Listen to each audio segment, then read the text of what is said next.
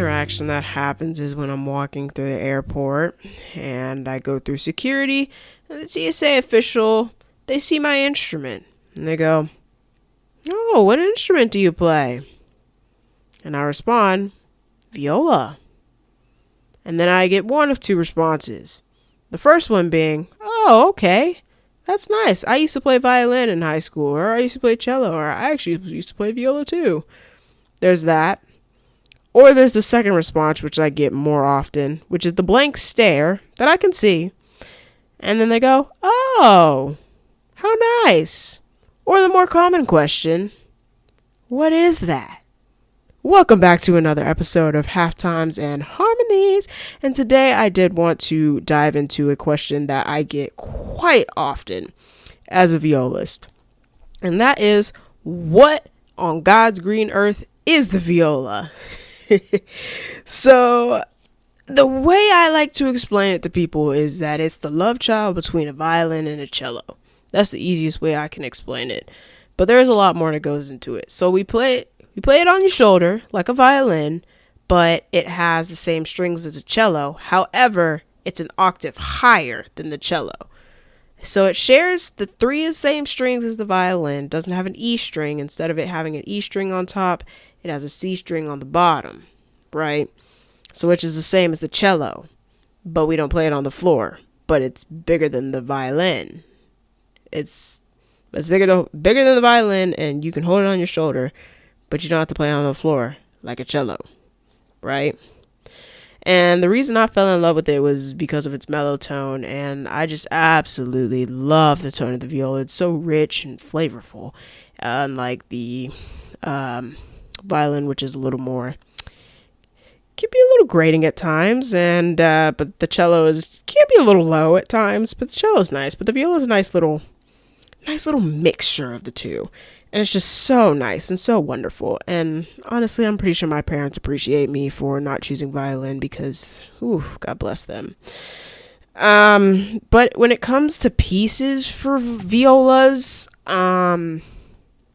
there's not much out there when it comes to pieces for violas. There are some concertos out there. They're very hard to find and not very well known. But they're out there, and most of them come after or during the 20th century, so anything past 1990. So that's when the viola concertos started really becoming prominent. But anything before then, nothing. No. So anything I want to play like Baroque or even classical, it's always a transcribed part. And most romantic stuff, too. It's all transcribed. It wasn't originally written for viola. And if it was written for viola, it was written for viola da gamba, which is a whole nother instrument that I can go into in another podcast if you guys like to. Let me know. But, yeah, it's fun playing viola because I get to play an instrument that not many people play. And, I love its rich tone. That's the reason I fell in love with it in the first place. I was originally going to play violin, but my teacher, she suggested, when I shadowed a violin lesson, she then told me, she was like, "Okay, why don't you come back and hear a viola lesson?" And so I did, and I absolutely fell in love with the instrument. And I'm one of those rare people that actually started on viola. Most violists that you'll probably meet probably started on violin, truthfully, and then switched over to viola. Usually you can tell who did which, but I guess I don't know if it's a compliment when people are like, "Oh, I didn't know you started on viola. You don't sound like it." Like, what the heck is that supposed to mean? I don't know, but I take it as a compliment. I don't know.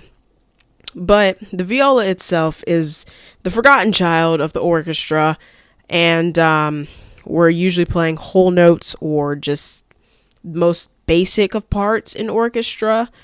And some composers decided, we're going to give these violas a little bit of a challenge. But most composers were just like, we're going to keep it simple.